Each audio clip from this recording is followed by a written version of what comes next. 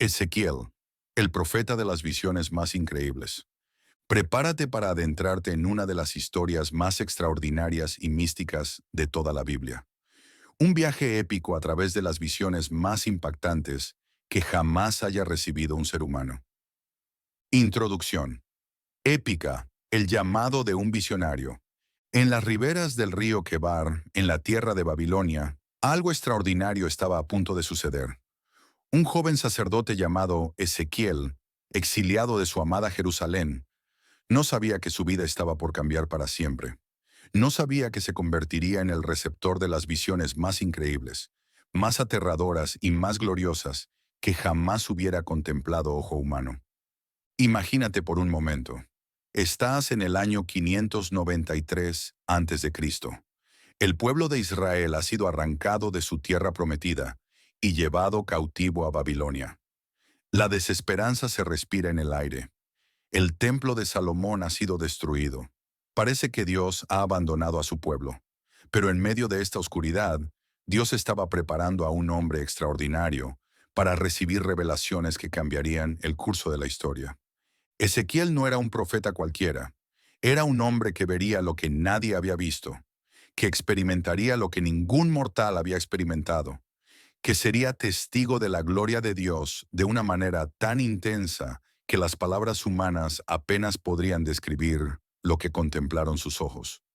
Hoy, queridos hermanos y hermanas, nos embarcamos en un viaje épico, un viaje que nos llevará desde las profundidades del valle de huesos secos hasta las alturas del trono celestial, desde las ruedas misteriosas en el cielo hasta la gloria del templo eterno.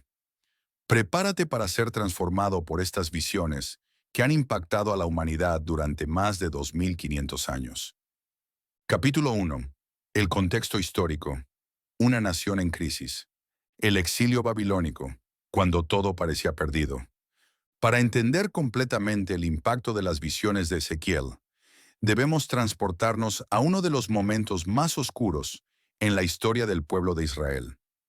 El año 597 a.C. marcó el comienzo del exilio babilónico, cuando el poderoso rey Nabucodonosor II conquistó Jerusalén y llevó cautivos a miles de judíos, incluyendo a la élite intelectual, religiosa y artesanal del pueblo.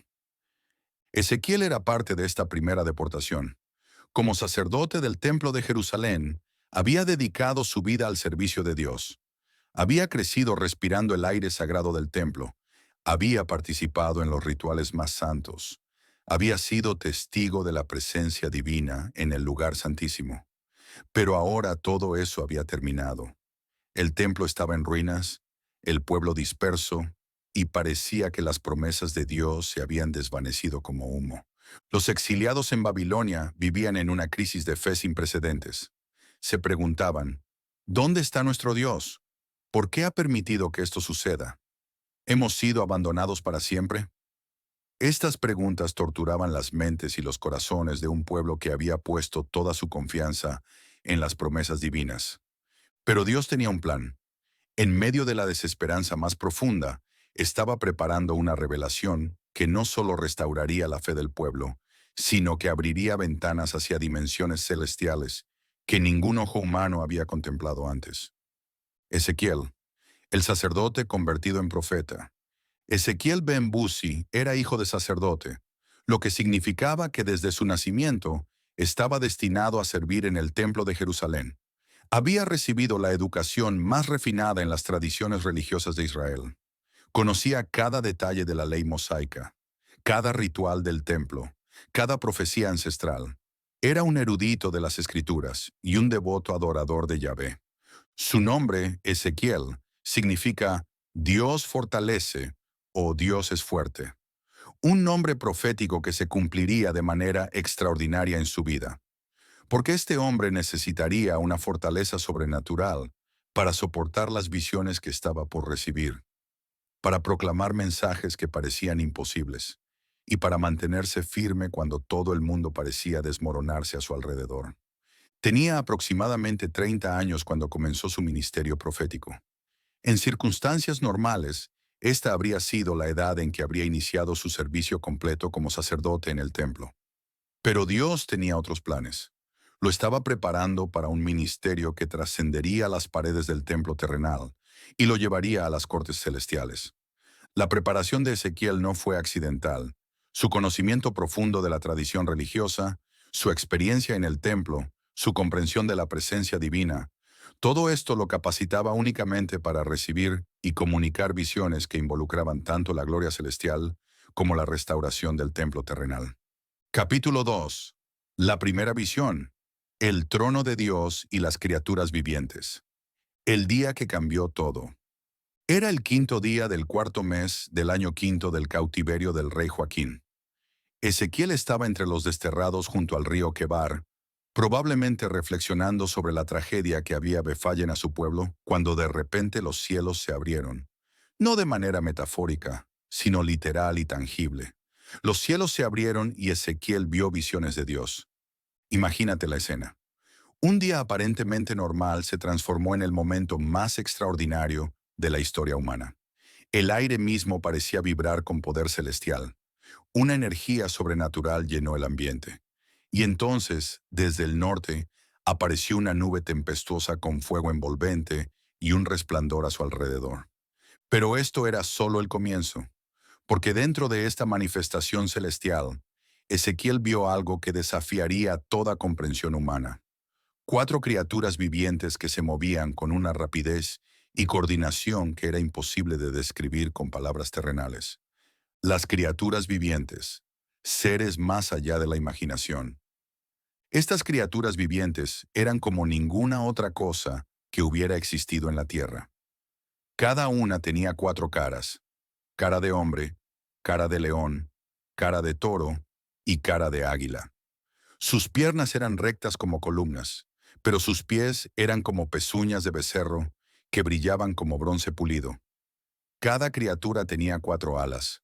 Dos las cubrían y dos las extendían para volar. Pero lo más asombroso era su movimiento. Se movían en perfecta armonía, sin volverse cuando se movían.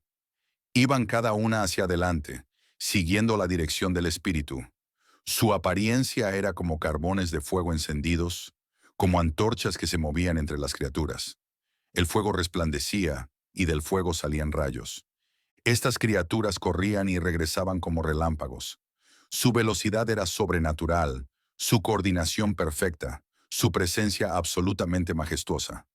Ezequiel estaba presenciando seres que habitaban en la presencia directa de Dios, seres que habían existido desde antes de la creación del mundo, seres cuya única función era adorar y servir al Altísimo.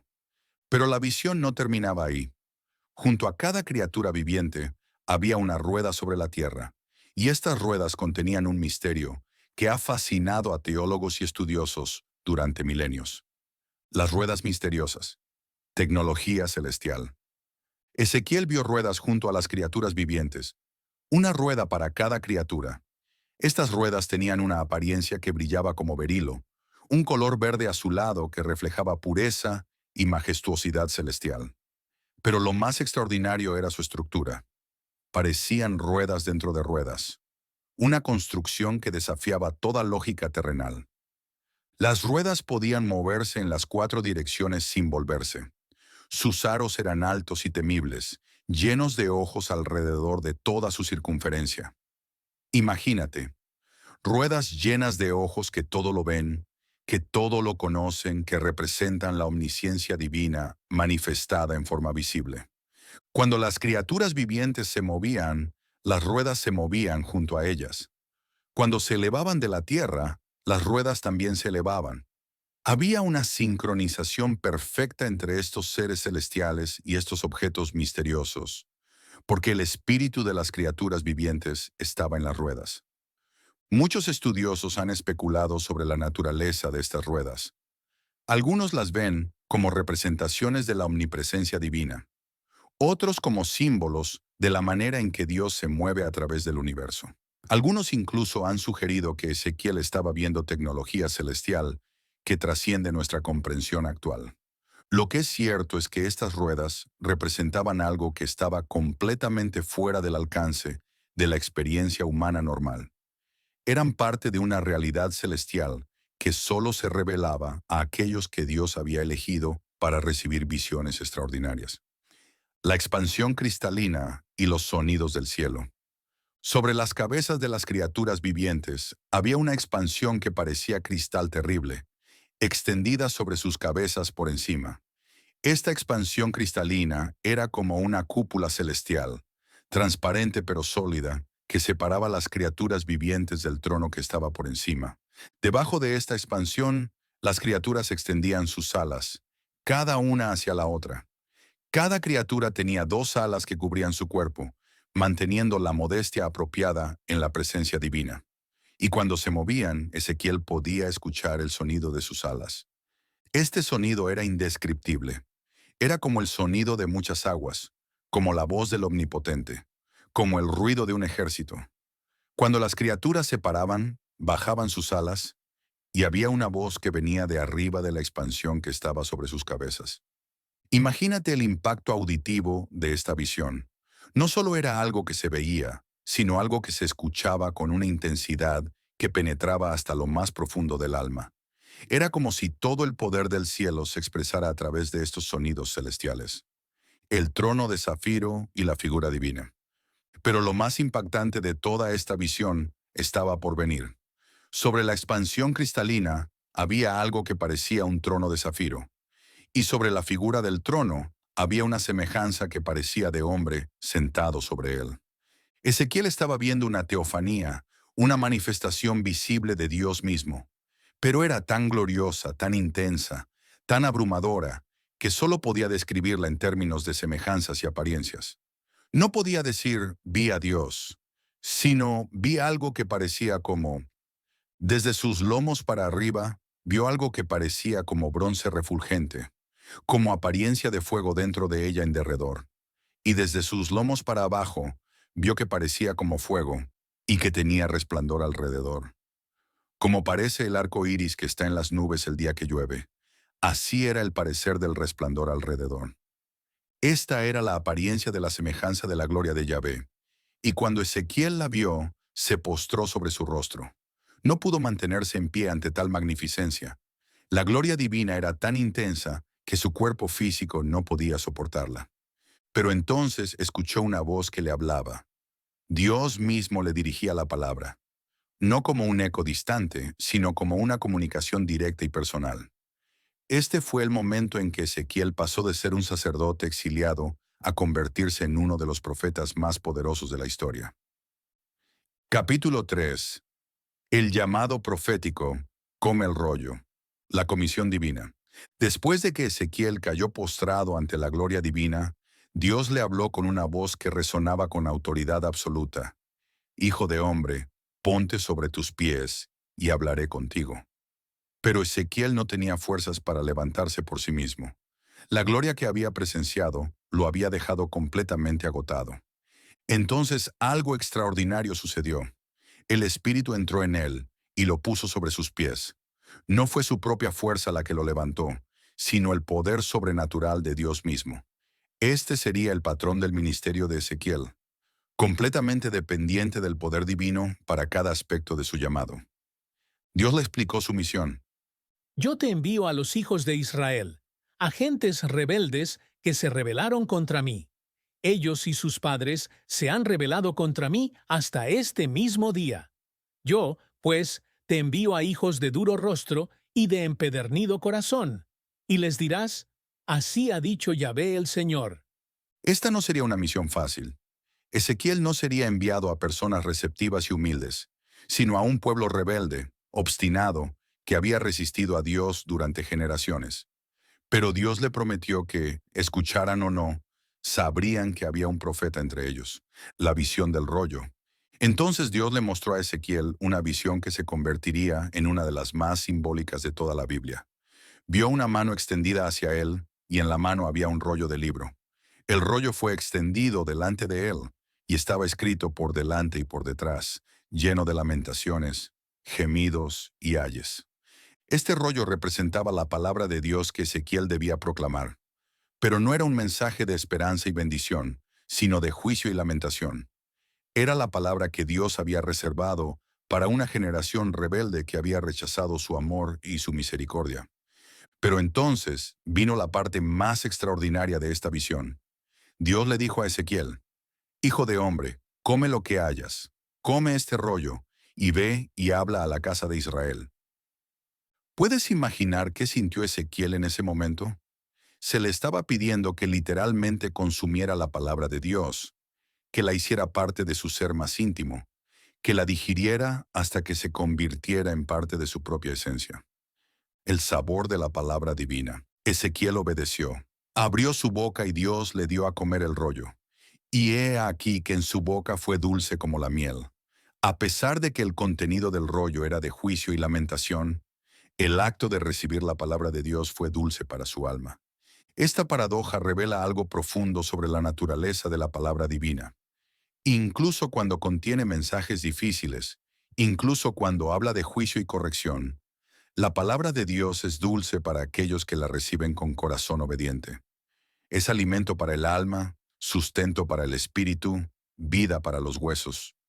Después de comer el rollo, Dios le dijo: Hijo de hombre, alimenta tu vientre y llena tus entrañas de este rollo que yo te doy.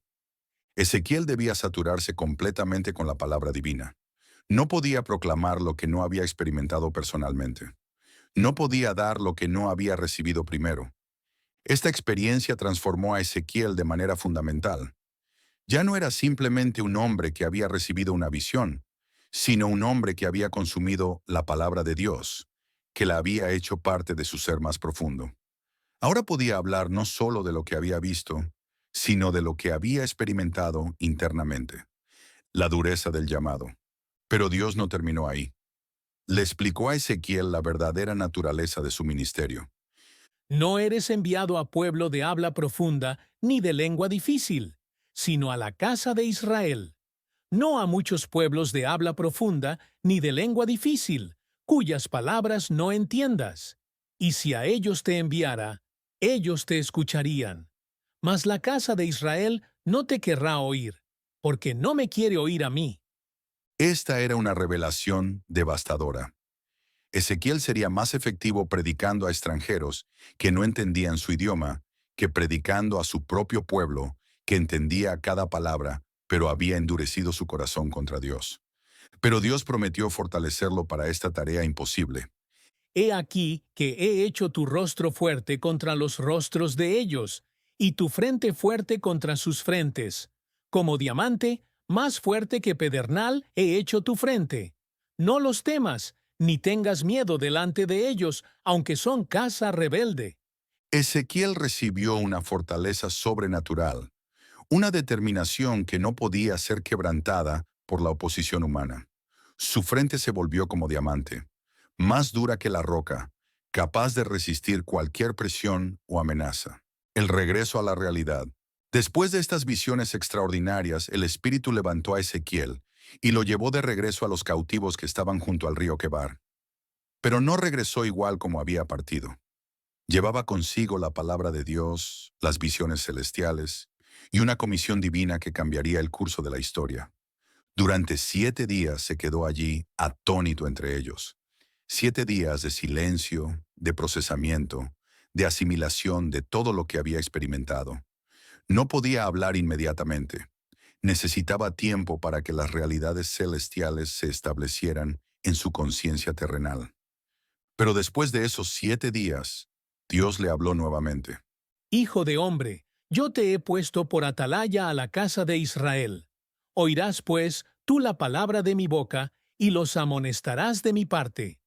Ezequiel se convirtió en atalaya, en vigía espiritual para el pueblo de Israel. Su responsabilidad era escuchar la palabra de Dios y advertir al pueblo sobre lo que se avecinaba. Era una responsabilidad tremenda, porque las almas de las personas dependían de su fidelidad en proclamar el mensaje divino. Capítulo 4. Las visiones de juicio. La gloria que se retira. La visión del templo profanado. Después de su llamado inicial, Ezequiel recibió una serie de visiones que revelarían la razón del juicio que vendría sobre Jerusalén. En el 6º año del cautiverio, mientras estaba sentado en su casa con los ancianos de Judá, la mano de Yahvé el Señor cayó sobre él nuevamente. En esta visión, Ezequiel vio una figura que parecía de fuego, brillante como el metal resplandeciente desde sus lomos para arriba y desde sus lomos para abajo como fuego. Esta figura extendió una mano y lo tomó por un mechón de su cabello, y el Espíritu lo alzó entre la tierra y el cielo. En visiones de Dios fue llevado a Jerusalén, al templo que había sido su lugar de servicio antes del exilio. Pero lo que vio allí lo horrorizó. El templo de Dios, el lugar más sagrado de la tierra, había sido profanado por la idolatría más abominable. En la entrada del atrio interior, vio la imagen de los celos, que provocaba los celos de Dios. Era un ídolo que había sido colocado en el mismo templo de Yahvé, una abominación que desafiaba directamente la gloria y la santidad divinas. Pero esto era solo el comienzo. Dios le mostró abominaciones aún mayores que se cometían en su casa santa, los secretos oscuros del templo. Dios llevó a Ezequiel a la entrada del atrio, donde vio un agujero en la pared. Le dijo, Hijo de hombre, cava ahora en la pared. cuando Ezequiel cavó, encontró una puerta secreta que llevaba a cámaras ocultas dentro del templo. Dentro de estas cámaras secretas, Ezequiel presenció una escena que lo dejó sin aliento. 70 ancianos de la casa de Israel, cada uno con su incensario en la mano, estaban adorando a ídolos paganos. Las paredes estaban cubiertas de imágenes de reptiles, animales abominables y todos los ídolos de la casa de Israel. Estos no eran ciudadanos comunes, eran los líderes espirituales del pueblo, los que debían haber guiado a la nación en la adoración verdadera. Pero en secreto, en los lugares más sagrados, estaban cometiendo las abominaciones más viles. Entre ellos estaba Jaazanías, hijo de Safán, hombre de gran reputación, de pie en medio de ellos con su incensario en la mano. La nube de incienso que subía no era para Yahvé, sino para los ídolos paganos. Dios le dijo a Ezequiel, ¿Has visto, hijo de hombre, lo que los ancianos de la casa de Israel hacen en tinieblas, cada uno en sus cámaras pintadas de imágenes?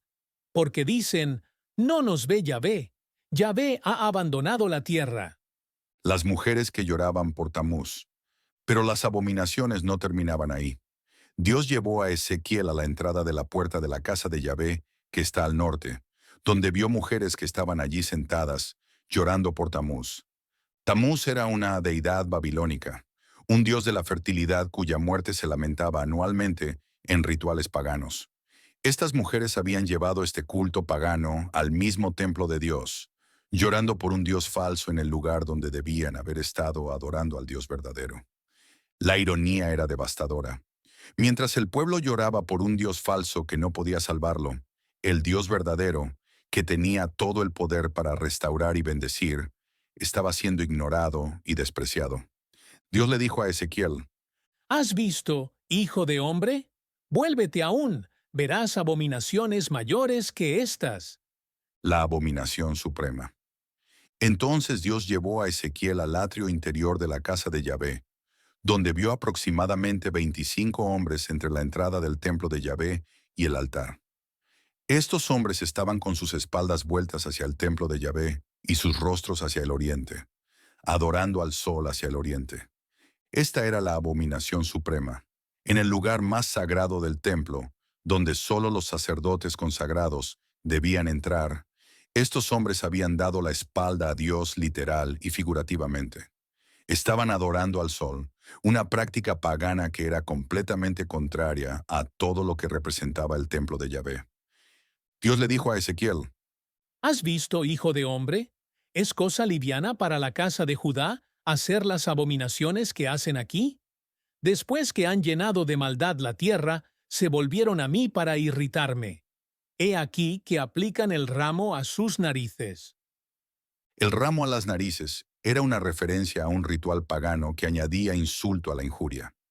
No solo estaban adorando ídolos, sino que estaban realizando gestos que específicamente desafiaban y burlaban a Dios. La decisión divina. Después de mostrar a Ezequiel todas estas abominaciones, Dios declaró su decisión. Por tanto, yo también procederé con furor. No perdonará mi ojo, ni tendré misericordia. Y gritarán a mis oídos con gran voz, y no los oiré. Esta era una declaración devastadora. Dios había llegado al límite de su paciencia. Había enviado profeta tras profeta. Había dado oportunidad tras oportunidad para el arrepentimiento. Pero el pueblo había elegido persistir en su rebelión. El juicio era inevitable. Pero antes de que cayera, Dios haría algo que nunca había hecho antes. Retiraría su gloria del templo, dejando que el pueblo experimentara las consecuencias de sus decisiones sin la protección divina. Los ejecutores del juicio. En la siguiente visión, Ezequiel vio a 6 hombres que venían del camino de la puerta de arriba, que mira hacia el norte, cada uno con su arma de destrucción en la mano. Entre ellos había un hombre vestido de lino, que traía a su cintura un tintero de escribano. Estos eran los ejecutores del juicio divino. Pero antes de que comenzara la destrucción, el hombre vestido de lino tenía una misión especial: pasar por medio de la ciudad, por medio de Jerusalén, y señalar con una marca en las frentes de los hombres que gimen y que claman a causa de todas las abominaciones que se hacen en medio de ella. Dios estaba haciendo una distinción entre los justos y los malvados. Aquellos que se dolían por el pecado de la nación serían protegidos, mientras que los que habían participado en las abominaciones enfrentarían las consecuencias. A los otros ejecutores Dios les dijo: Pasad por la ciudad en pos de él y herid. No perdone vuestro ojo, ni tengáis misericordia. Matad a viejos, jóvenes y vírgenes, niños y mujeres, hasta que no quede ninguno. Pero a todo aquel sobre el cual hubiere señal, no os acerquéis, y comenzaréis por mi santuario. El juicio comenzaría en el templo mismo, con los líderes religiosos que habían corrompido la adoración verdadera. La santidad de Dios no podía coexistir con la idolatría flagrante. Capítulo 5. La partida de la gloria. El momento más trágico. La gloria divina se prepara para partir. Lo que Ezequiel presenció a continuación fue posiblemente el momento más trágico en toda la historia de la humanidad: la partida de la gloria de Dios del Templo de Jerusalén. Durante más de 400 años, desde los días de Salomón, la presencia divina había habitado en el lugar santísimo. Ahora, por primera vez, esa presencia se estaba preparando para partir. Ezequiel vio la gloria de Yahvé levantarse de encima del querubín hacia el umbral de la casa. La casa se llenó de la nube, y el atrio se llenó del resplandor de la gloria de Yahvé. Era como si Dios estuviera tomando una última mirada al lugar que había sido su morada terrenal. El sonido de las alas de los querubines se oía hasta el atrio exterior, como la voz del Dios omnipotente cuando habla. Era un sonido que anunciaba una despedida que cambiaría el curso de la historia. El templo que había sido el centro de la adoración mundial estaba siendo abandonado por aquel que lo había consagrado. Pero la partida no fue instantánea. Dios se movió gradualmente, como si fuera reluctante a dejar el lugar que había elegido para poner su nombre. Primero se movió del lugar santísimo al umbral del templo, luego al atrio exterior, después a la puerta oriental del templo y finalmente al monte de los olivos. El significado de la partida. La partida de la gloria divina no era simplemente un evento simbólico. Era una realidad literal que tendría consecuencias devastadoras. Sin la presencia protectora de Dios, Jerusalén quedaría vulnerable a sus enemigos. El templo perdería su santidad, la ciudad perdería su protección y el pueblo perdería su identidad como nación elegida. Durante siglos, los israelitas habían presumido de la presencia de Dios entre ellos. Habían creído que, sin importar cuán lejos se alejaran de Dios, Él siempre estaría ahí para protegerlos, porque su nombre habitaba en el templo. Pero ahora descubrirían que la presencia divina no era un derecho adquirido, sino un privilegio que podía ser perdido. La partida de la gloria también representaba el fin de una era. La era del templo de Salomón estaba terminando. La era de la monarquía davídica estaba siendo suspendida. La era de Israel como nación independiente estaba llegando a su fin. Todo lo que habían conocido y en lo que habían confiado estaba siendo removido. Pero en medio de esta tragedia había una promesa implícita. Si la gloria podía partir, también podía regresar. Si Dios podía retirar su presencia debido al pecado, también podía restaurarla cuando hubiera arrepentimiento genuino. Las consecuencias inmediatas. La partida de la gloria divina tuvo consecuencias inmediatas que Ezequiel pudo presenciar en visión. Vio la destrucción que vendría sobre Jerusalén, la devastación del templo y el exilio completo del pueblo. Todo esto era resultado directo de la ausencia de la protección divina. Pero también vio algo más. Vio que algunos sobrevivirían. Vio que habría un remanente que sería preservado, no porque fueran perfectos, sino porque Dios tenía un plan de restauración que trascendía el juicio presente. Ezequiel se dio cuenta de que estaba presenciando no solo el fin de una era, sino también el comienzo de una nueva. Dios no estaba terminando su relación con su pueblo, la estaba transformando. Ya no sería una relación basada en un templo físico y rituales externos, sino en una renovación interna del corazón, la esperanza en medio del juicio. Incluso en medio de estas visiones devastadoras, Dios comenzó a revelar a Ezequiel vislumbres de esperanza. Le mostró que recogería a su pueblo de las naciones donde habían sido dispersados. Les daría un corazón nuevo y un espíritu nuevo. Removería el corazón de piedra y les daría un corazón de carne. Esta promesa era revolucionaria. No se trataba simplemente de restaurar el sistema anterior, sino de crear algo completamente nuevo. Dios estaba prometiendo una transformación interna que haría posible una obediencia que nunca habían logrado antes. Ezequiel comprendió que las visiones de juicio no eran el final de la historia, sino el preludio necesario para una restauración que sería aún más gloriosa que lo que había existido antes. Capítulo 6. El Valle de Huesos Secos. La visión de resurrección. Una visión que desafía la muerte. De todas las visiones extraordinarias que recibió Ezequiel, ninguna ha capturado la imaginación del mundo como la visión del Valle de Huesos Secos. Esta visión no solo transformó la comprensión de Ezequiel sobre el poder de Dios, sino que se convirtió en uno de los símbolos más poderosos de esperanza y restauración en toda la literatura mundial. La mano de Yahvé vino sobre Ezequiel y lo llevó en el espíritu y lo puso en medio de un valle que estaba lleno de huesos. Lo hizo pasar cerca de ellos por todo alrededor, y he aquí que eran muchísimos sobre la faz del campo, y por cierto secos en gran manera. Imagínate la escena, un valle inmenso, tan grande que se perdía de vista en el horizonte, completamente cubierto de huesos humanos. No huesos frescos, sino huesos que habían estado expuestos a los elementos durante tanto tiempo que se habían secado completamente. Huesos que representaban muerte total, sin ninguna esperanza de vida. Estos huesos no estaban organizados en esqueletos.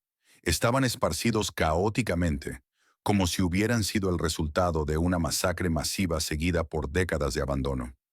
Era un panorama de desesperanza absoluta, de desolación completa, de muerte sin posibilidad de reversión. La pregunta imposible. Entonces Dios le hizo a Ezequiel una pregunta que parecía tener una respuesta obvia. Hijo de hombre, ¿vivirán estos huesos? Desde cualquier perspectiva humana, la respuesta era claramente no. Los huesos secos no pueden vivir. La muerte es final. Lo que ha sido destruido hasta este punto no puede ser restaurado. Pero Ezequiel había aprendido algo a través de sus visiones anteriores. Había aprendido que con Dios, las imposibilidades humanas se convierten en posibilidades divinas. Había visto la gloria de Dios en formas que desafiaban toda comprensión. Había consumido la palabra de Dios de manera literal.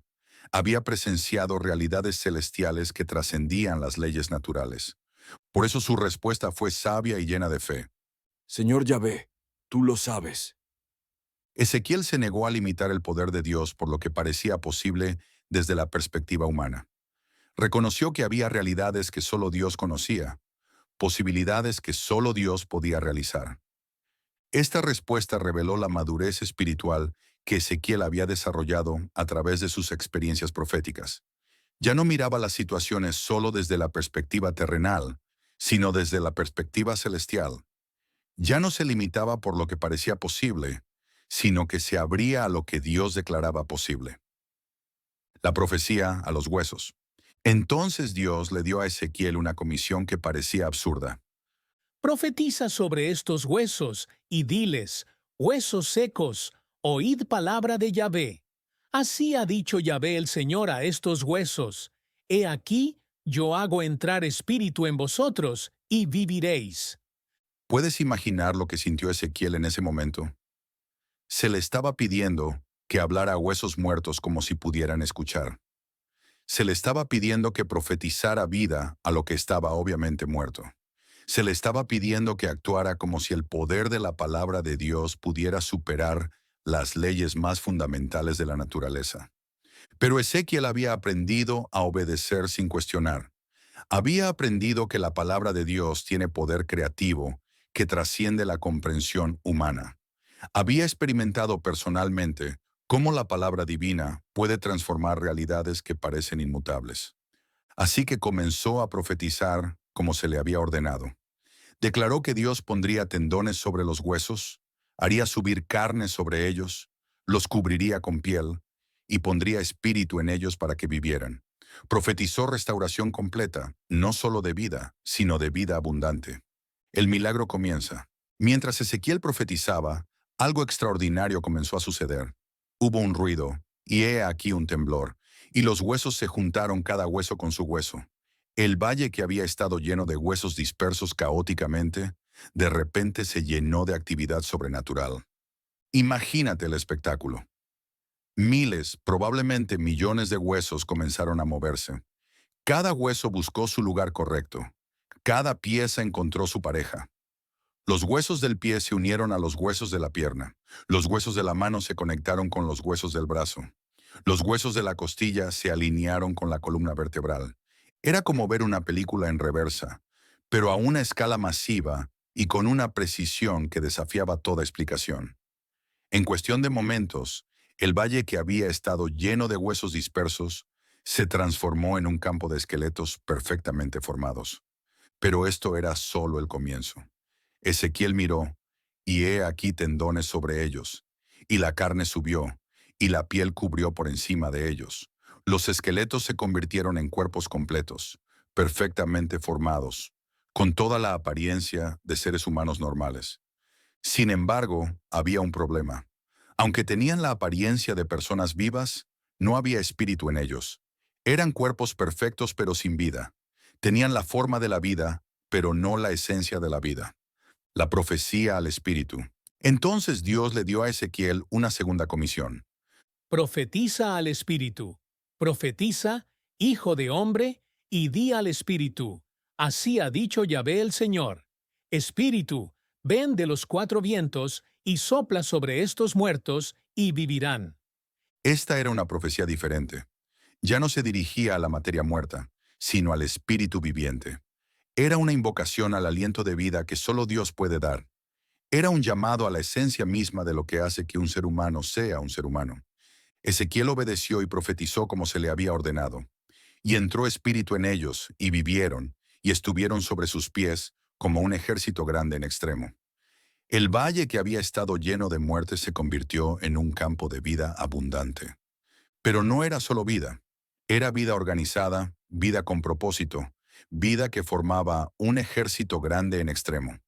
Estos no eran simplemente individuos que habían sido resucitados. Eran una fuerza organizada, un pueblo restaurado, una nación renacida. La interpretación divina. Después de que Ezequiel presenció este milagro extraordinario, Dios le explicó el significado de la visión. Hijo de hombre, todos estos huesos son la casa de Israel. He aquí, ellos dicen: Nuestros huesos se secaron, y pereció nuestra esperanza, y somos del todo destruidos. La visión del Valle de Huesos Secos era una representación simbólica del estado espiritual del pueblo de Israel en el exilio. Se sentían completamente muertos, sin esperanza, destruidos más allá de cualquier posibilidad de restauración. Habían perdido su tierra, su templo, su identidad nacional y su sentido de propósito. Pero Dios tenía un mensaje de esperanza. Por tanto, profetiza, y diles: Así ha dicho Yahvé el Señor: He aquí, yo abro vuestros sepulcros, pueblo mío, y os haré subir de vuestras sepulturas, y os traeré a la tierra de Israel. Esta era una promesa de restauración nacional. Dios no solo resucitaría a su pueblo espiritualmente, sino que los restauraría físicamente a su tierra. Los traería de vuelta de todas las naciones donde habían sido dispersados y los establecería nuevamente como una nación. Pero la restauración sería más que física. Dios prometió: Y pondré mi espíritu en vosotros, y viviréis, y os haré reposar sobre vuestra tierra. Y sabréis que yo Yahvé hablé, y lo hice, dice Yahvé. esta era una promesa de transformación espiritual. El pueblo no solo sería restaurado a su condición anterior, sino que sería transformado en algo nuevo. Recibirían el Espíritu de Dios de una manera que les permitiría vivir en obediencia genuina y experimentar la presencia divina de una forma más íntima que nunca antes. Capítulo 6. La visión del templo celestial, la restauración gloriosa, el regreso a la Tierra Santa. Después de años de visiones sobre juicio y destrucción, Ezequiel recibió una serie de visiones que lo transportaron a un futuro glorioso. En el año 25 del cautiverio, en el 10º día del mes, 14 años después de que la ciudad fuera conquistada, la mano de Yahvé vino sobre él y lo llevó en visiones de Dios a la tierra de Israel. Esta vez el propósito de la visión era completamente diferente. No venía para mostrar juicio, sino restauración. No para revelar destrucción, sino construcción. No para anunciar la partida de la gloria, sino su regreso triunfal.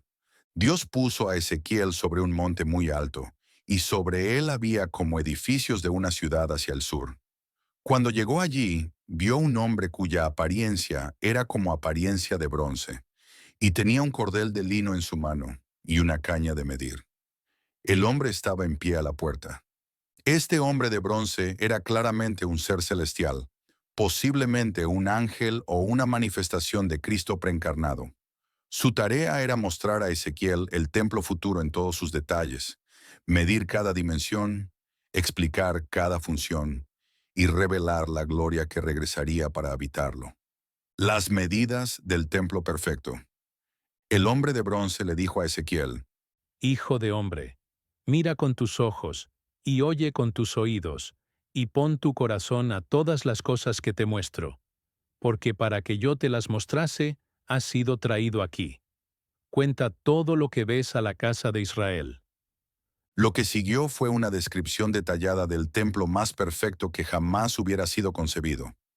No era simplemente una reconstrucción del templo de Salomón, sino algo completamente nuevo, algo que superaba en gloria y magnificencia todo lo que había existido antes. El templo tenía un muro exterior que lo rodeaba completamente. La caña de medir en la mano del hombre era de 6 codos de a codo y palmo menor. Midió la anchura del edificio, una caña, y la altura, una caña. Cada medida era perfecta, cada dimensión era exacta, cada proporción era ideal. Había puertas al oriente, al norte y al sur, cada una con sus propias cámaras y medidas específicas. Había atrios exteriores e interiores, cada uno con su función particular. Había lugares para los sacerdotes, para los levitas, para los sacrificios y para la adoración. Pero lo más extraordinario era que cada detalle tenía un propósito espiritual. No era simplemente arquitectura, sino teología expresada en piedra. Cada medida revelaba algo sobre el carácter de Dios. Cada espacio representaba un aspecto de la relación entre Dios y su pueblo. El lugar santísimo y la gloria que regresa. Cuando el hombre de bronce llevó a Ezequiel al lugar santísimo, las medidas revelaron algo asombroso. El lugar santísimo era perfectamente cuadrado, 20 codos de longitud, 20 codos de anchura y 20 codos de altura. Era un cubo perfecto, simbolizando la perfección absoluta de la presencia divina. Pero entonces vino el momento más glorioso de toda la visión.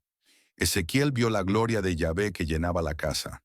Era la misma gloria que había visto partir del templo de Salomón, pero ahora regresaba para habitar en este templo perfecto para siempre. La gloria entró en la casa por la vía de la puerta que daba hacia el oriente. El Espíritu levantó a Ezequiel y lo llevó al atrio interior. Y he aquí que la gloria de Yahvé llenó la casa. Era como un círculo completo. La gloria que había partido regresaba, pero no para partir nuevamente. Ezequiel oyó una voz que le hablaba desde la casa, mientras un hombre estaba en pie junto a él. La voz le dijo, Hijo de hombre, este es el lugar de mi trono, el lugar donde posaré las plantas de mis pies, en el cual habitaré entre los hijos de Israel para siempre. la promesa de presencia eterna. Esta declaración era revolucionaria. Dios no estaba prometiendo simplemente regresar al templo, estaba prometiendo habitar allí para siempre. Ya no habría más partidas de la gloria, ya no habría más juicios que resultaran en la ausencia divina. Esta sería una morada permanente, una presencia eterna, una comunión ininterrumpida. Dios continuó, Nunca más contaminará la casa de Israel mi santo nombre, ni ellos ni sus reyes, con sus fornicaciones, ni con los cuerpos muertos de sus reyes en sus lugares altos. Al poner ellos su umbral junto a mi umbral, y su poste junto a mi poste, no habiendo más que pared entre mí y ellos, contaminaron mi santo nombre con sus abominaciones que hicieron. Por tanto, los consumí en mi furor. esta era una referencia a las abominaciones que Ezequiel había visto en sus visiones anteriores. Dios estaba explicando por qué había sido necesario el juicio, por qué había tenido que retirar su presencia. Pero ahora prometía que estas condiciones nunca más se repetirían. Ahora echarán lejos de mí su fornicación, y los cuerpos muertos de sus reyes, y habitaré en medio de ellos para siempre. Esta era una promesa de transformación completa. El pueblo sería cambiado de tal manera que la infidelidad espiritual sería imposible. El río de vida. Después de mostrar a Ezequiel el templo, el hombre de bronce lo llevó a la entrada de la casa, donde vio algo que lo dejó asombrado. He aquí aguas que salían de debajo del umbral de la casa hacia el oriente, porque la fachada de la casa estaba al oriente, y las aguas descendían de debajo hacia el lado derecho de la casa, al sur del altar. Este río que salía del templo tenía propiedades extraordinarias. Comenzaba como un pequeño arroyo bajo el umbral, pero se hacía más profundo y más ancho mientras fluía hacia el oriente. Primero llegaba a los tobillos, luego a las rodillas, después a los lomos, y finalmente se convertía en un río que no se podía pasar sino a nado. Pero lo más milagroso era el efecto de estas aguas. Dondequiera que entraba este río, todo vivía. Los peces se multiplicaban, los árboles crecían, la vida florecía. Incluso las aguas del Mar Muerto eran sanadas por este río celestial. En las riberas del río, a uno y otro lado, crecía toda clase de árboles frutales. Sus hojas nunca caían y su fruto nunca faltaba. A su tiempo maduraba, porque sus aguas salían del santuario. Su fruto era para comer y su hoja para medicina. Este río representaba la vida que fluye de la presencia de Dios. Era una imagen del impacto transformador que tendría la presencia divina restaurada. No se limitaría al templo mismo, sino que se extendería hacia el mundo entero, llevando sanidad, vida y bendición donde quiera que fuera. La nueva distribución de la tierra. Finalmente Dios mostró a Ezequiel cómo sería redistribuida la tierra prometida cuando el pueblo fuera restaurado. Esta no sería simplemente una restauración del sistema anterior, sino una reorganización completa basada en principios de justicia y equidad divinas. La tierra sería dividida en franjas horizontales, cada tribu recibiendo una porción igual. En el centro estaría la porción santa, donde se ubicaría el templo. Esta área sería separada para el servicio divino, para los sacerdotes, para los levitas y para el príncipe que gobernaría bajo la autoridad de Dios.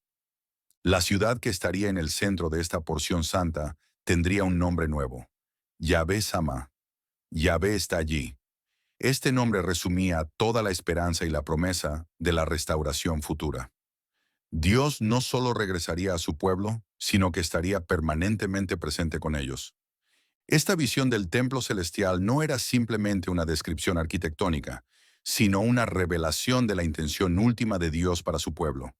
Era una promesa de que todas las tragedias del pasado serían redimidas, todas las pérdidas serían restauradas, y todas las promesas serían cumplidas de una manera que superaría las expectativas más altas. Capítulo 8. Las profecías contra las naciones. Juicio universal. El principio de justicia divina. Una de las características más notables del ministerio profético de Ezequiel fue su alcance universal.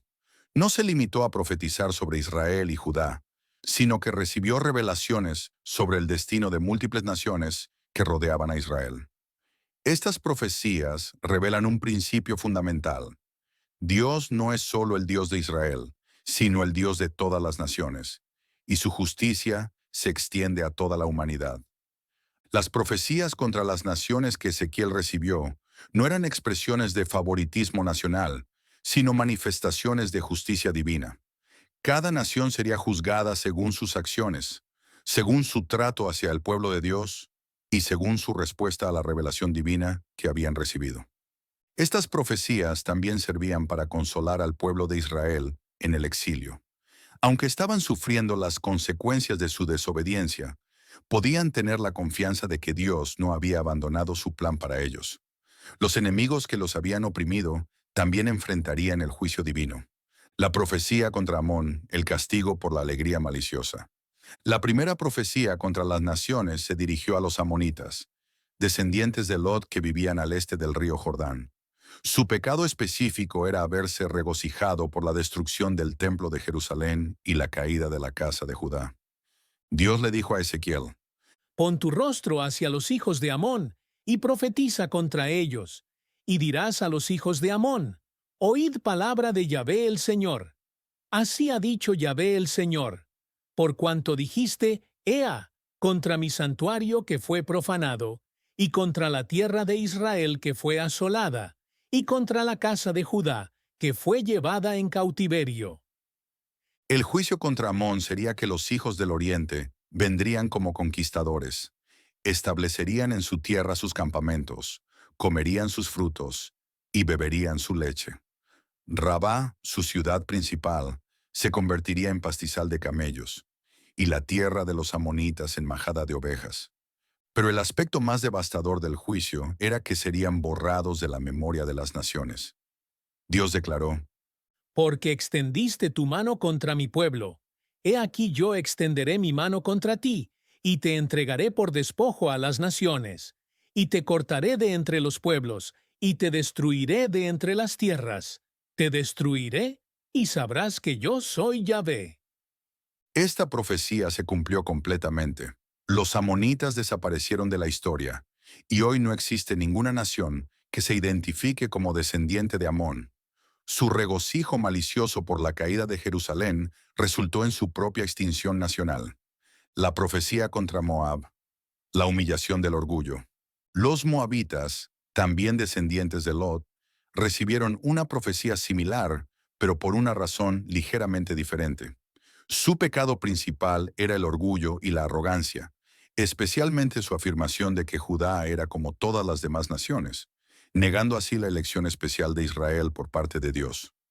Dios declaró: Así ha dicho Yahvé el Señor. Por cuanto dijo Moab y Seir, he aquí la casa de Judá es como todas las naciones. Por tanto, he aquí yo abro el lado de Moab desde sus ciudades que están en sus fronteras, las cuales son la gloria de la tierra. El juicio contra Moab incluía la apertura de sus fronteras a los invasores del oriente, la destrucción de sus ciudades más gloriosas, y eventualmente la pérdida de su identidad nacional. Como Amón, Moab sería entregado a los hijos del oriente para que fuera poseído. La profecía se cumplió históricamente. Los moabitas fueron conquistados por los babilonios, luego por los persas, y eventualmente fueron absorbidos por otras naciones hasta que perdieron su identidad distintiva. Su orgullo los llevó a la humillación, y su desprecio por la elección divina resultó en su propia deselección. La profecía contra Edom, la venganza divina. De todas las profecías contra las naciones, ninguna fue tan severa como la dirigida contra Edom. Los edomitas eran descendientes de Esaú, hermano de Jacob, lo que hacía su traición aún más dolorosa. Su pecado era haber actuado con venganza perpetua contra los hijos de Judá y haber entregado a los hijos de Israel a la espada en el tiempo de su calamidad. Dios declaró: Así ha dicho Yahvé el Señor, por lo que hizo Edom tomando venganza de la casa de Judá, pues delinquieron en extremo, y se vengaron de ellos. Por tanto, así ha dicho Yahvé el Señor.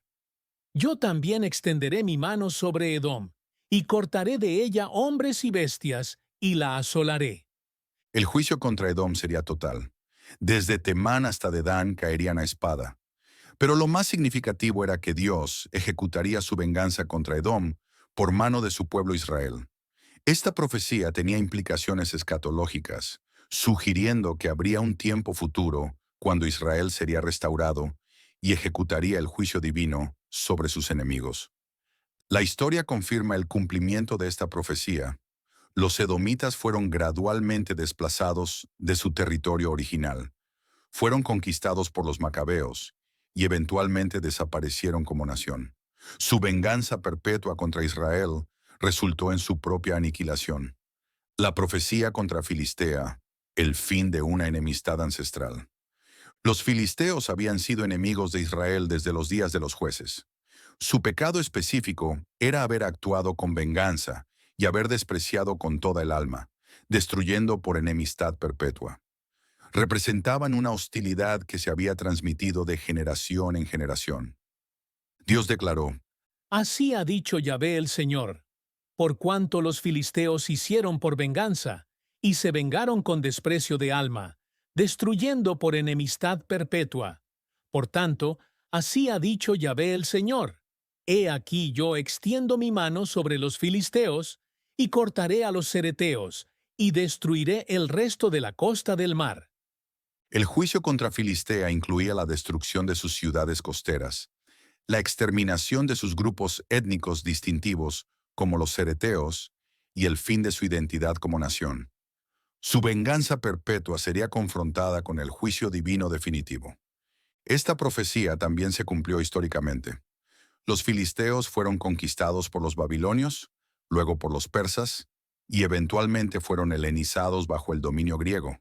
Su identidad distintiva desapareció, y el término filistea se convirtió en una referencia geográfica más que étnica. La gran profecía contra Tiro, la caída del orgullo comercial. Pero de todas las profecías contra las naciones, ninguna fue tan elaborada y dramática como la dirigida contra Tiro.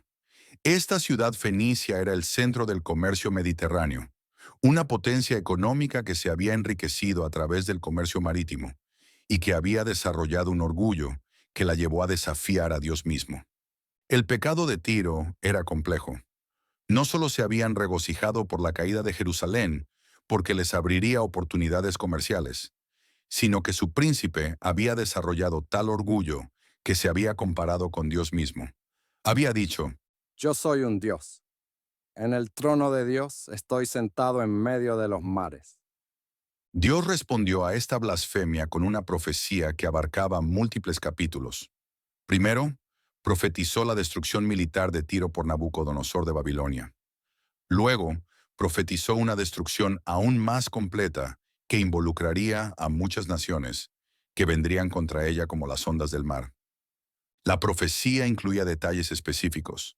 Las murallas serían derribadas, las torres destruidas, el polvo barrido y la ciudad convertida en una roca pelada donde los pescadores extenderían sus redes. Nunca más sería edificada, porque Dios había hablado. Pero la profecía no se limitaba a la destrucción física. También incluía una descripción poética de la reacción del mundo comercial a la caída de Tiro. Los mercaderes de la tierra llorarían y se lamentarían, porque ya no habría quien comprara sus mercaderías. La profecía contra el príncipe de Tiro era particularmente notable porque trasciende la referencia histórica inmediata y parece apuntar hacia una realidad espiritual más profunda. La descripción del príncipe como alguien que había estado en el Edén, que era perfecto en hermosura, hasta que se halló maldad en él, sugiere que la profecía tenía dimensiones que se extendían más allá del gobernante humano de Tiro. La profecía contra Egipto, la humillación del poder mundano. Egipto recibió la profecía más extensa de todas las naciones, ocupando múltiples capítulos en el libro de Ezequiel. Esto no era accidental. Egipto representaba el poder mundano que había sido tanto aliado como enemigo de Israel a lo largo de la historia. Era una superpotencia que había influido en el destino de Israel durante siglos. El pecado específico de Egipto era el orgullo, especialmente la afirmación de Faraón de que el río Nilo era suyo y que él lo había hecho. Esta fue una blasfemia directa contra Dios, quien es el creador y controlador de todos los recursos naturales. Dios declaró: He aquí yo estoy contra ti, Faraón, rey de Egipto, el gran dragón que yace en medio de sus ríos, el cual dijo, Mío es el río, y yo lo hice. Por tanto, yo pondré garfios en tus quijadas, y pegaré los peces de tus ríos a tus escamas, y te sacaré de en medio de tus ríos. La profecía incluía la invasión de Egipto por Nabucodonosor, la destrucción de sus ciudades principales y un periodo de 40 años de desolación. Después de este periodo, Egipto sería restaurado, pero nunca más sería una potencia dominante. Se convertiría en el más bajo de los reinos. Esta profecía es notable porque se cumplió exactamente como fue predicha. Egipto fue conquistado por Babilonia, luego por Persia, luego por Grecia y finalmente por Roma. Nunca más recuperó su estatus como superpotencia independiente, aunque continuó existiendo como nación. La profecía contra Egipto también contenía lecciones importantes para Israel. Dios estaba mostrando que los poderes mundanos en los que habían confiado no podían proporcionarles la seguridad que solo Él podía dar. Egipto, que había sido visto como un refugio en tiempos de crisis, se revelaría como báculo de caña que se quebraría cuando se apoyaran en él. El propósito divino en el juicio de las naciones. Todas estas profecías contra las naciones revelan patrones consistentes en el juicio divino. Dios juzga el orgullo, la opresión, la venganza y especialmente el maltrato a su pueblo escogido. Pero el propósito último no es solo punitivo, es revelativo. En cada profecía Dios declara: Y sabrán que yo soy Yahvé. el juicio divino tiene como propósito revelar la realidad de Dios a las naciones, mostrar su soberanía sobre la historia y demostrar que ningún poder humano puede resistir su voluntad. Las profecías también proporcionan esperanza al pueblo de Dios. Aunque Israel estaba experimentando disciplina divina, sus enemigos no escaparían del juicio. Dios defendería eventualmente a su pueblo y vindicaría su nombre entre las naciones. Finalmente, estas profecías revelan la naturaleza universal del reino de Dios. Él no es solo el Dios de Israel, sino el Dios de todas las naciones. Su justicia se extiende a toda la humanidad, y su plan incluye tanto el juicio como la redemption para todos los pueblos de la tierra. Capítulo 9. Las parábolas y acciones simbólicas. Profecía viviente. El poder del simbolismo profético. Una de las características más distintivas del ministerio de Ezequiel fue su uso extensivo de parábolas y acciones simbólicas. Dios no solo le dio visiones para que las describiera, sino que lo convirtió en una representación viviente de sus mensajes. Ezequiel se convirtió en una profecía encarnada, donde su propia vida y acciones comunicaban verdades divinas de manera más poderosa que las palabras solas. Estas acciones simbólicas no eran simplemente técnicas dramáticas para captar la atención, eran manifestaciones del poder creativo de la palabra de Dios. Cuando Ezequiel actuaba según las instrucciones divinas, no solo estaba ilustrando una verdad, estaba participando en su realización. Sus acciones tenían poder profético que contribuía al cumplimiento de las profecías que representaban. El pueblo de Israel, tanto en el exilio como en Jerusalén, estaba espiritualmente sordo a las palabras de advertencia. Habían escuchado profetas durante generaciones, pero habían endurecido sus corazones contra el mensaje divino. Dios usó las acciones simbólicas de Ezequiel para comunicar su mensaje de una manera que no pudiera ser ignorada o malinterpretada. El asedio de Jerusalén en miniatura. Una de las primeras acciones simbólicas que Dios ordenó a Ezequiel fue la más elaborada y dramática. Tuvo que tomar un ladrillo, ponerlo delante de él y grabar en él la ciudad de Jerusalén. Luego tenía que poner contra ella sitio, edificar contra ella fortaleza, hacer contra ella terraplén, poner contra ella campamentos y colocar contra ella arietes alrededor. Pero esto era solo el comienzo. Tenía que tomar una plancha de hierro y ponerla como muro de hierro entre él y la ciudad. Luego debía poner su rostro contra ella, y así estaría sitiada, y la sitiaría. Esta era una señal para la casa de Israel. Ezequiel se convirtió en una representación viviente de Dios, sitiando a Jerusalén. Su rostro firme contra la ciudad de ladrillo representaba la determinación inquebrantable de Dios de ejecutar el juicio. La plancha de hierro representaba la barrera que el pecado había creado entre Dios y su pueblo. Pero la acción simbólica se volvió aún más intensa. Ezequiel tenía que acostarse sobre su lado izquierdo y poner sobre él la maldad de la casa de Israel. Por el número de días que se acostara sobre él, llevaría la maldad de ellos. Dios le había dado los años de la maldad de Israel conforme al número de los días. 390 días llevaría la maldad de la casa de Israel. Cuando cumpliera estos días, se acostaría sobre su lado derecho segunda vez y llevaría la maldad de la casa de Judá 40 días. Día por año se lo había dado. Esta acción simbólica representaba los años de pecado que habían llevado al juicio actual. La dieta del asedio. Mientras Ezequiel representaba el asedio de Jerusalén, también tenía que experimentar las condiciones del asedio.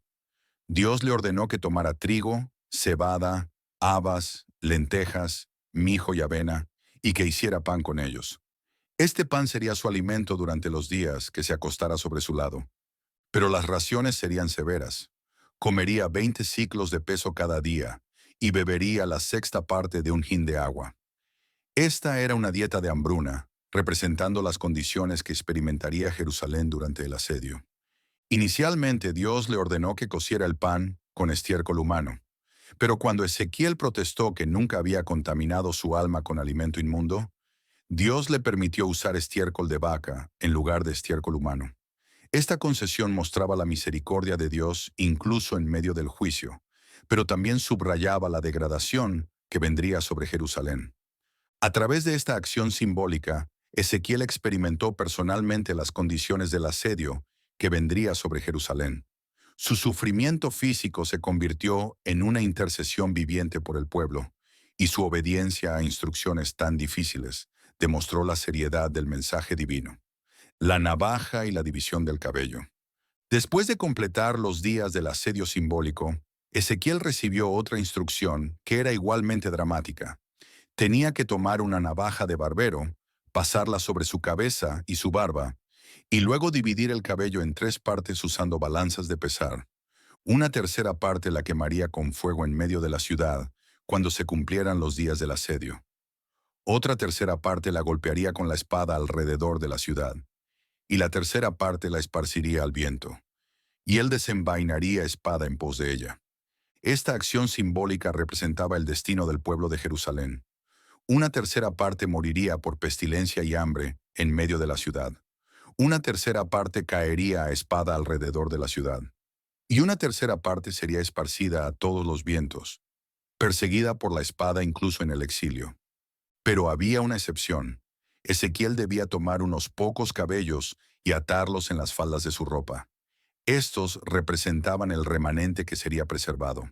Sin embargo, incluso de estos tomaría algunos y los echaría en el fuego, indicando que el sufrimiento alcanzaría incluso a los supervivientes. Esta acción era particularmente significativa porque el cabello representaba la gloria y la identidad. Al raparse completamente, Ezequiel estaba simbolizando la pérdida total de la gloria de Israel. La nación perdería su identidad, su honor y su distinción como pueblo escogido de Dios. La mudanza del exilio.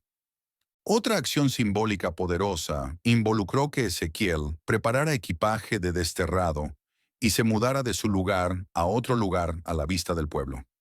Tenía que sacar su equipaje de día, como equipaje de destierro, y salir al anochecer a la vista de ellos, como salen los desterrados.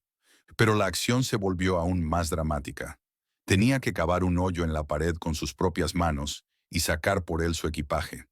Luego debía cubrirse el rostro para que no viera la tierra, porque Dios lo había puesto por señal a la casa de Israel. Esta acción representaba la manera en que el rey Sedequías sería llevado cautivo de Jerusalén. Saldría de noche, cavaría un hoyo en la pared para escapar, cubriría su rostro para que no lo reconocieran, pero aún así sería capturado y llevado cautivo a Babilonia. La profecía se cumplió exactamente. Cuando Jerusalén fue sitiada, Sedequías intentó escapar de noche a través de un hoyo en la pared, pero fue capturado por los babilonios. Sus ojos fueron sacados, cumpliendo la profecía de que vería al rey de Babilonia, pero no vería la tierra de Babilonia, donde moriría. La viudez silenciosa. Quizás la acción simbólica más desgarradora que Ezequiel tuvo que realizar involucró la muerte de su esposa. Dios le dijo: Hijo de hombre, he aquí que yo te quito de golpe el deleite de tus ojos. No endeches, ni llores, ni corran tus lágrimas. Suspira en silencio. No hagas luto por los muertos. Ezequiel habló al pueblo por la mañana, y a la tarde murió su mujer. A la mañana siguiente hizo como se le había mandado. No hizo luto, no lloró, no se lamentó. Su comportamiento era tan inusual que la gente le preguntó qué significaba. Esta acción representaba cómo reaccionaría el pueblo cuando el templo fuera destruido. El templo era el deleite de sus ojos, su orgullo y su gloria.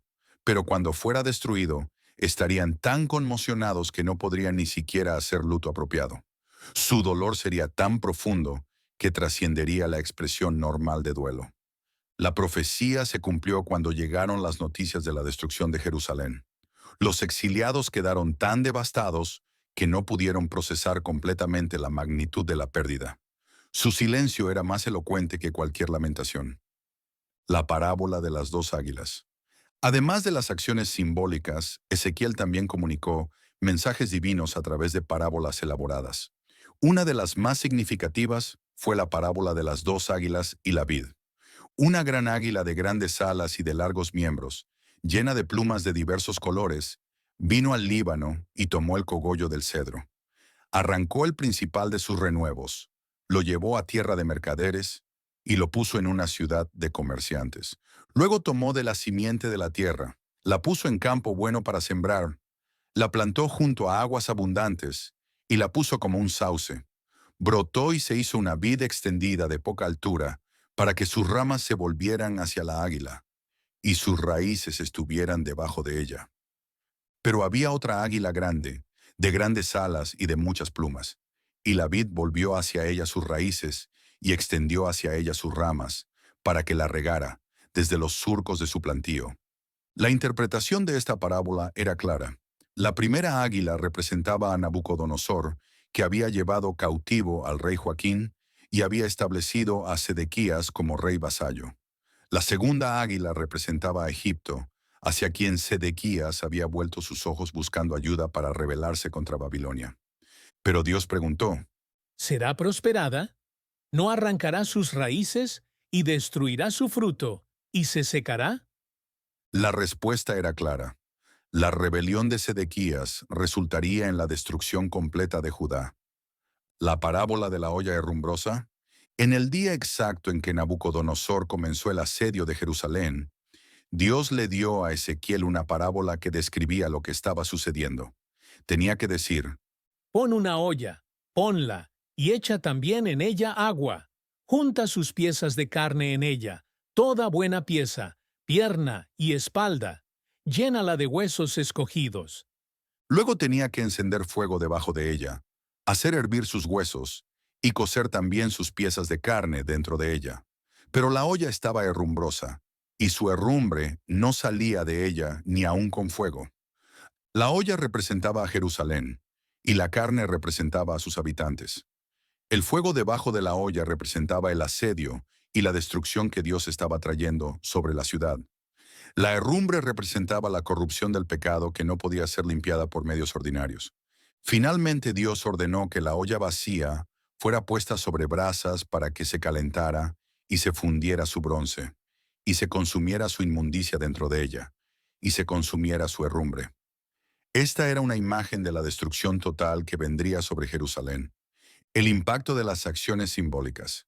Las acciones simbólicas de Ezequiel tuvieron un impacto profundo tanto en los exiliados como en aquellos que permanecían en Jerusalén. No podían ignorar a un hombre que actuaba de manera tan dramática y consistente. Sus acciones los forzaban a confrontar la realidad de que Dios estaba hablando a través de él. Pero el impacto más profundo fue sobre el mismo Ezequiel. Al participar corporalmente en las profecías que proclamaba, experimentó personalmente el dolor de Dios por su pueblo. Su sufrimiento se convirtió en una forma de intercesión, y su obediencia a instrucciones tan difíciles demostró la profundidad de su compromiso con su llamado profético. Las acciones simbólicas también sirvieron para preservar los mensajes divinos de una manera que las palabras solas no podrían haber logrado. Siglos después, estas acciones todavía comunican con poder dramático las verdades que Dios quería transmitir a su pueblo. Finalmente, estas acciones demostraron que Dios está dispuesto a usar métodos extraordinarios para comunicar su amor y su justicia. No se limita a palabras convencionales, sino que usa toda la gama de la experiencia humana para revelar su corazón hacia su pueblo. Capítulo 10. El mensaje de esperanza. Renovación y restauración. El giro hacia la esperanza. Después de años de profecías de juicio y visiones de destrucción, el ministerio de Ezequiel experimentó un cambio dramático. Cuando llegaron las noticias de que Jerusalén había caído exactamente como él había profetizado, su credibilidad como profeta fue completamente establecida. Pero más importante aún, Dios comenzó a revelar a través de él un mensaje de esperanza y restauración que transformaría la comprensión del pueblo sobre su futuro. Este cambio no fue accidental. Dios había permitido que el juicio corriera su curso completo para que el pueblo comprendiera la seriedad de su pecado y la imposibilidad de salvarse a sí mismo. Solo cuando hubieran llegado al final de sus propios recursos podrían estar preparados para recibir la salvación que Dios había planeado desde el principio. Las profecías de esperanza de Ezequiel no eran simples palabras de consolación. Eran revelaciones de un plan divino que había estado operando incluso durante los periodos más oscuros del juicio. Dios había estado preparando una restauración que sería más gloriosa que cualquier cosa que hubiera existido antes. La promesa del nuevo corazón. Una de las promesas más revolucionarias que Dios dio a través de Ezequiel fue la promesa de un nuevo corazón y un nuevo espíritu. Esta promesa abordaba la raíz del problema que había llevado al juicio. La incapacidad fundamental del pueblo para obedecer a Dios con sus propias fuerzas. Dios declaró: Os daré corazón nuevo, y pondré espíritu nuevo dentro de vosotros. Y quitaré de vuestra carne el corazón de piedra, y os daré un corazón de carne. Y pondré dentro de vosotros mi espíritu, y haré que andéis en mis estatutos, y guardéis mis preceptos, y los pongáis por obra. Esta promesa era completamente diferente de todo lo que había existido antes en la historia de la redención. No se trataba simplemente de perdonar los pecados pasados o de restaurar las condiciones anteriores. Era una promesa de transformación interna que haría posible una obediencia que nunca habían logrado antes. El corazón de piedra representaba la dureza espiritual que había caracterizado al pueblo durante generaciones. No importaba cuántas veces Dios les hubiera hablado, cuántos milagros hubiera realizado o cuántas oportunidades les hubiera dado para arrepentirse, habían persistido en su rebelión. Pero el corazón de carne representaba una sensibilidad espiritual completamente nueva. Sería un corazón que respondería naturalmente a Dios, que desearía su voluntad y que encontraría satisfacción en la obediencia. No sería una obediencia forzada, sino una obediencia que fluiría de una naturaleza transformada. La promesa de poner el Espíritu de Dios dentro de ellos era aún más revolucionaria. Significaba que la presencia divina no se limitaría al templo o a encuentros ocasionales, sino que habitaría permanentemente dentro de cada creyente. Sería una relación íntima y personal que trascendería todo lo que había existido antes. La restauración de la tierra. Junto con la promesa de transformación interna, Dios también prometió restauración externa. El pueblo sería regresado a su tierra, las ciudades serían reconstruidas, los campos serían cultivados, y la tierra se volvería como el jardín del Edén. Dios declaró: y habitaréis en la tierra que di a vuestros padres, y vosotros me seréis por pueblo, y yo seré a vosotros por Dios. Y os guardaré de todas vuestras inmundicias, y llamaré al trigo, y lo multiplicaré, y no os daré hambre. Esta promesa incluía no solo la restauración de la tierra física, sino también la restauración de la fertilidad y la prosperidad. La tierra que había sido maldita por el pecado sería bendecida nuevamente. Las cosechas serían abundantes, los rebaños se multiplicarían y habría suficiente para todos. Pero la restauración externa sería resultado de la restauración interna, porque el pueblo tendría un corazón nuevo, serían capaces de administrar la tierra de manera que trajera gloria a Dios. Ya no la contaminarían con idolatría o la arruinarían con injusticia. La promesa también incluía la restauración de las ciudades. Y las ciudades desiertas serán edificadas, y la tierra asolada será labrada, en lugar de haber permanecido asolada a ojos de todos los que pasaron. Esto significaba que la desolación no sería permanente. Lo que había sido destruido sería reconstruido, pero de una manera que superaría la gloria anterior. El pastor davídico.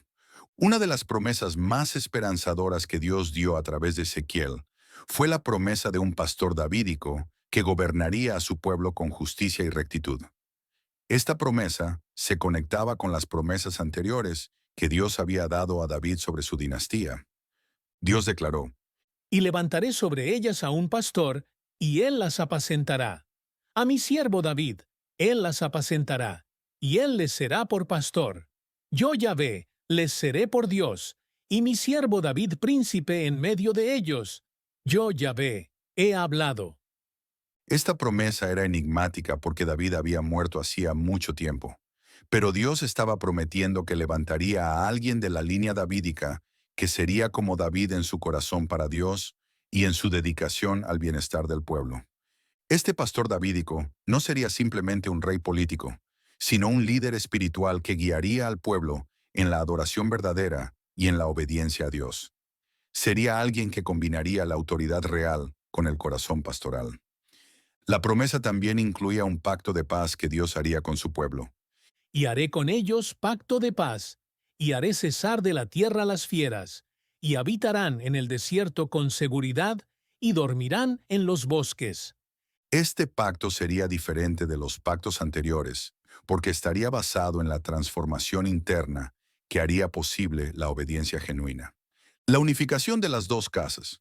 Otra promesa extraordinaria que Dios dio a través de Ezequiel fue la reunificación de las dos casas de Israel. Desde los días de Salomón, el reino había estado dividido entre Israel, las 10 tribus del norte, y Judá, las 2 tribus del sur. Esta división había causado siglos de conflicto y debilidad. Dios le ordenó a Ezequiel que tomara 2 palos, que escribiera en uno, para Judá y para los hijos de Israel sus compañeros, y en el otro, para José, palo de Efraín, y para toda la casa de Israel sus compañeros.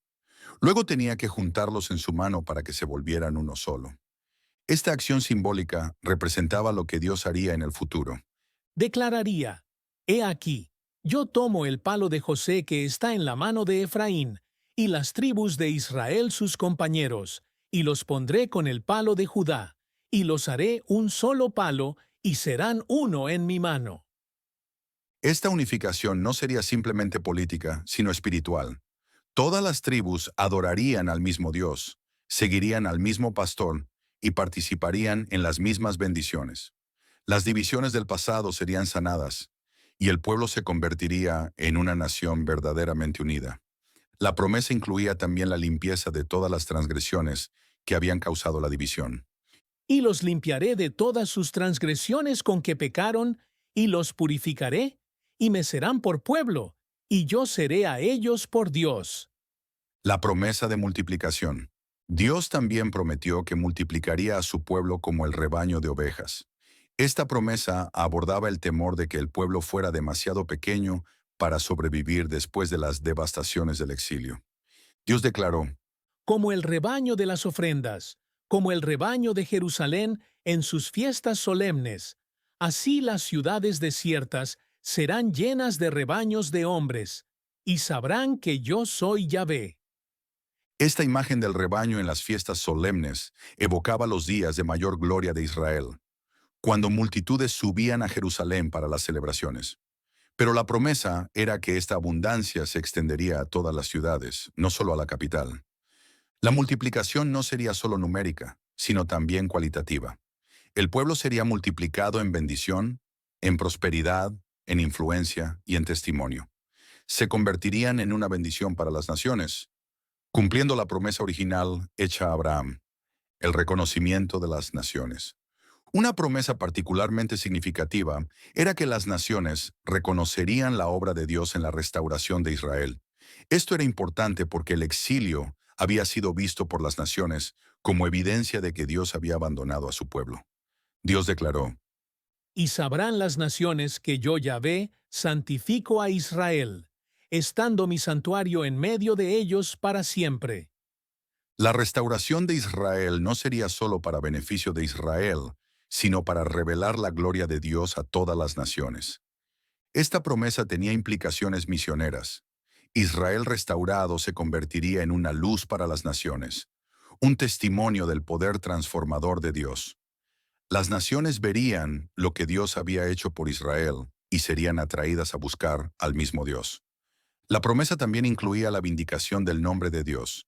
El exilio había sido interpretado como una derrota de Dios, pero la restauración demostraría que el exilio había sido un juicio temporal, no un abandono permanente.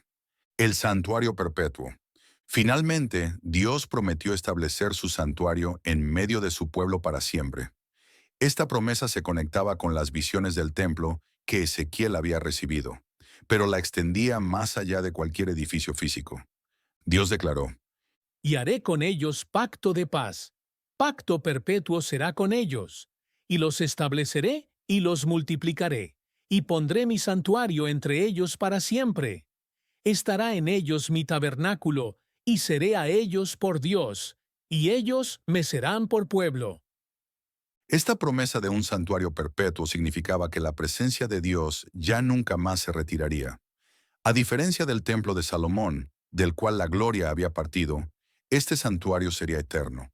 La presencia divina sería permanente, ininterrumpida y accesible. La promesa del tabernáculo entre ellos sugería una intimidad que trascendería la adoración formal. Sería una presencia que penetraría todos los aspectos de la vida, transformando no solo la adoración, sino toda la experiencia humana. Estas promesas de esperanza que Dios dio a través de Ezequiel proporcionaron al pueblo en el exilio la visión que necesitaban para sobrevivir los años de cautiverio. Pero más que eso, establecieron el fundamento para una comprensión completamente nueva de lo que significaba ser el pueblo de Dios. Capítulo 11. Aplicaciones modernas. Ezequiel para hoy. Un mensaje atemporal. Aunque las visiones de Ezequiel fueron dadas en un contexto histórico específico, sus mensajes contienen verdades atemporales que hablan poderosamente a nuestro mundo moderno. Los principios espirituales que Dios reveló a través de este profeta extraordinario trascienden el tiempo y la cultura, ofreciendo orientación e inspiración para los creyentes de todas las épocas. En nuestro mundo contemporáneo enfrentamos desafíos que, aunque diferentes en su forma externa, son sorprendentemente similares en su esencia espiritual a los que enfrentó el pueblo de Israel en los días de Ezequiel.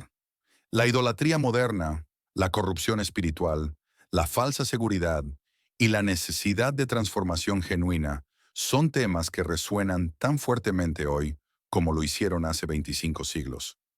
Las visiones de Ezequiel nos proporcionan lentes espirituales a través de las cuales podemos entender no solo nuestro mundo, sino también el corazón de Dios para la humanidad.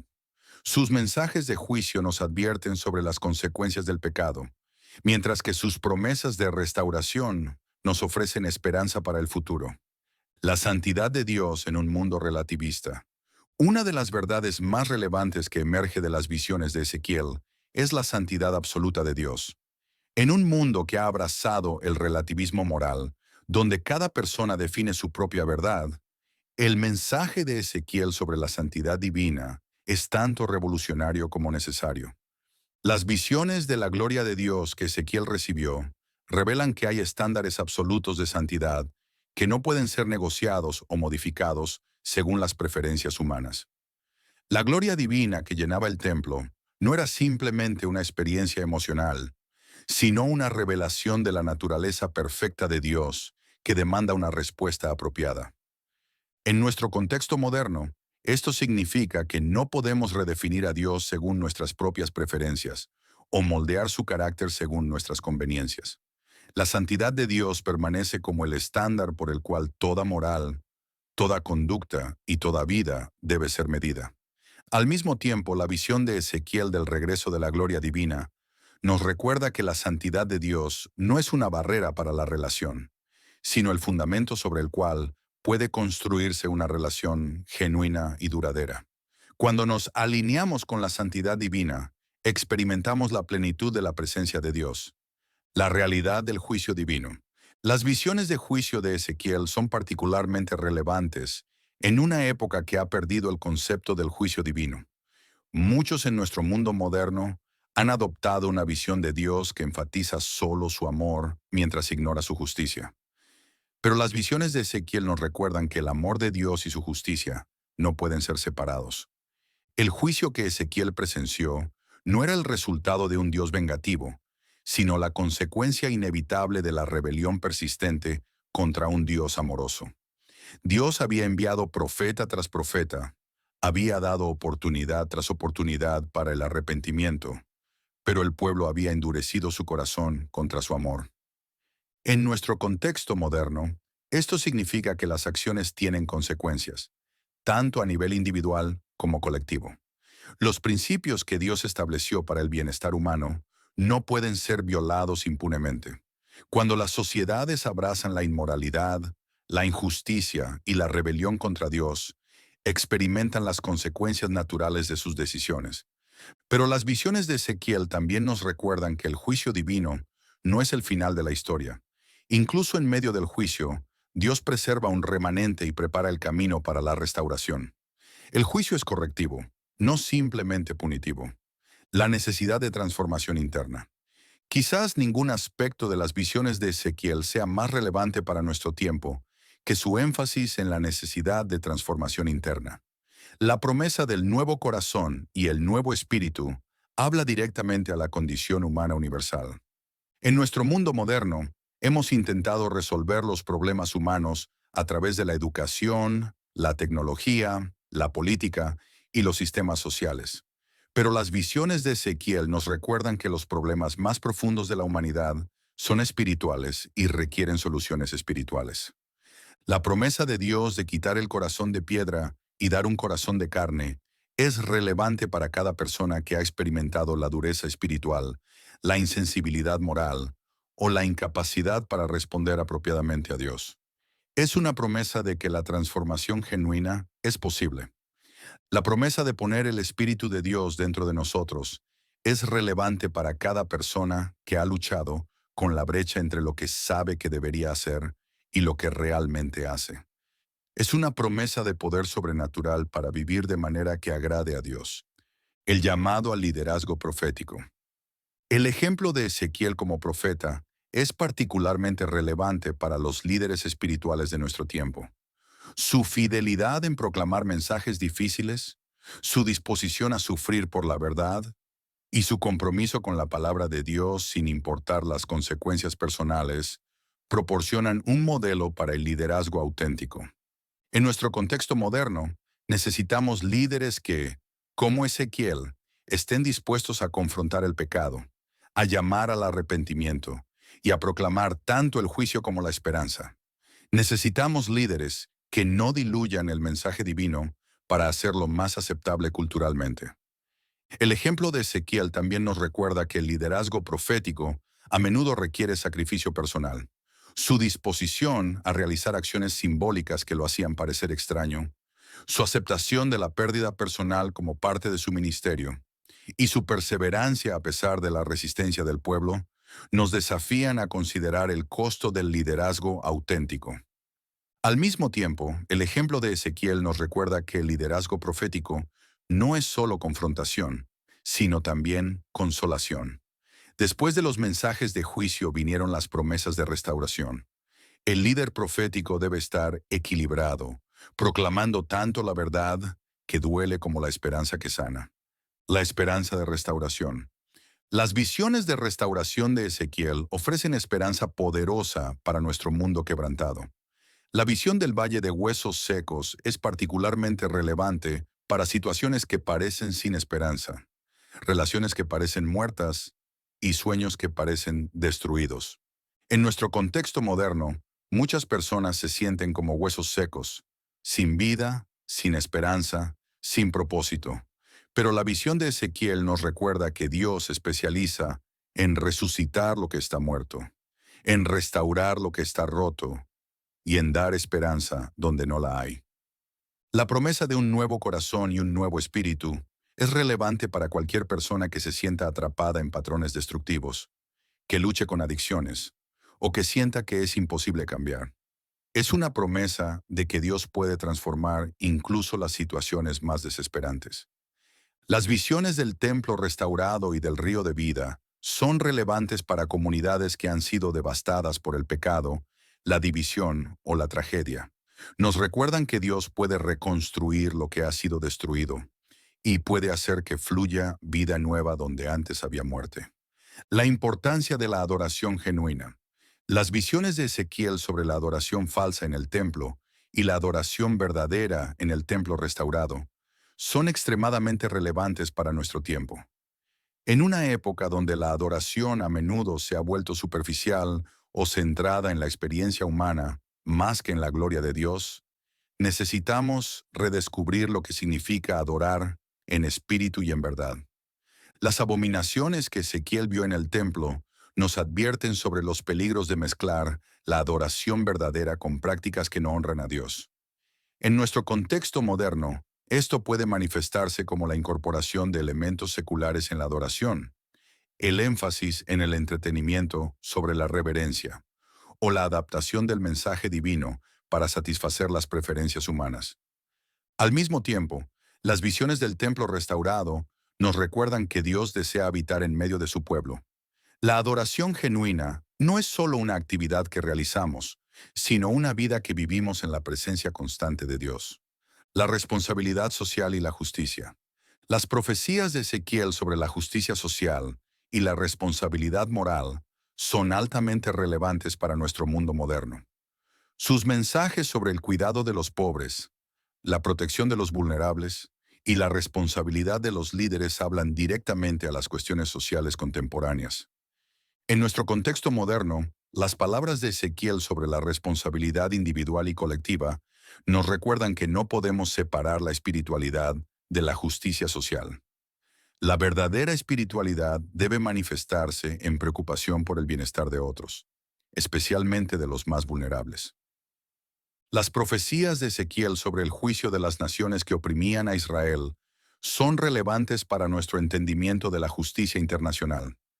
Nos recuerdan que Dios ve la injusticia donde quiera que ocurra y que las naciones, como los individuos, son responsables ante Dios por sus acciones. El poder de la palabra de Dios.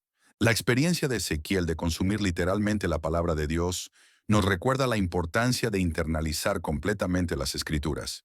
En nuestro mundo moderno, donde la información está disponible instantáneamente, pero a menudo es consumida superficialmente, necesitamos redescubrir lo que significa meditar profundamente en la palabra de Dios. El ejemplo de Ezequiel nos desafía a no solo leer la Biblia, sino a permitir que nos transforme desde adentro. Su experiencia de encontrar dulce la palabra de Dios, incluso cuando contenía mensajes difíciles, nos recuerda que la palabra divina siempre es nutritiva para el alma, sin importar cuán challenging pueda ser para la carne. Las visiones de Ezequiel también nos recuerdan que la palabra de Dios tiene poder creativo. Cuando profetizó a los huesos secos, no solo estaba hablando sobre la restauración, estaba participando en ella. Esto nos recuerda que proclamar la palabra de Dios con fe puede ser un acto de participación en el poder transformador divino. La esperanza escatológica.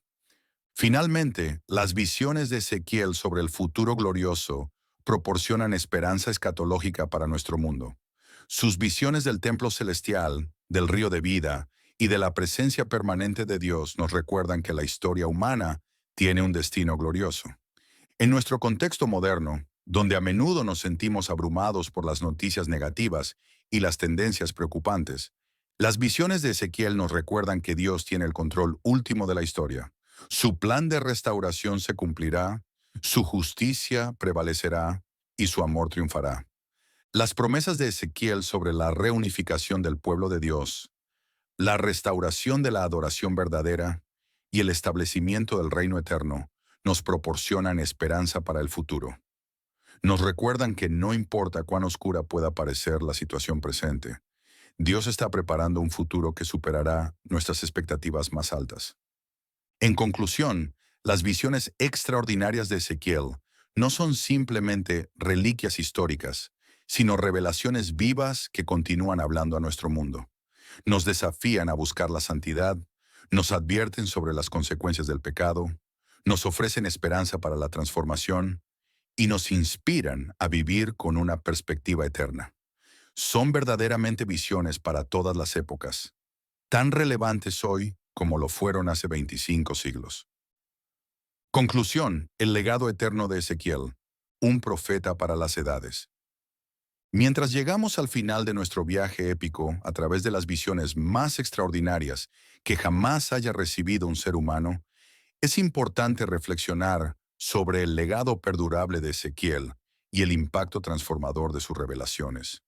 Este hombre, que comenzó como un sacerdote exiliado junto al río Quebar, se convirtió en uno de los profetas más influyentes de la historia, cuyas visiones han dado forma a la comprensión humana de Dios durante más de 2 milenios.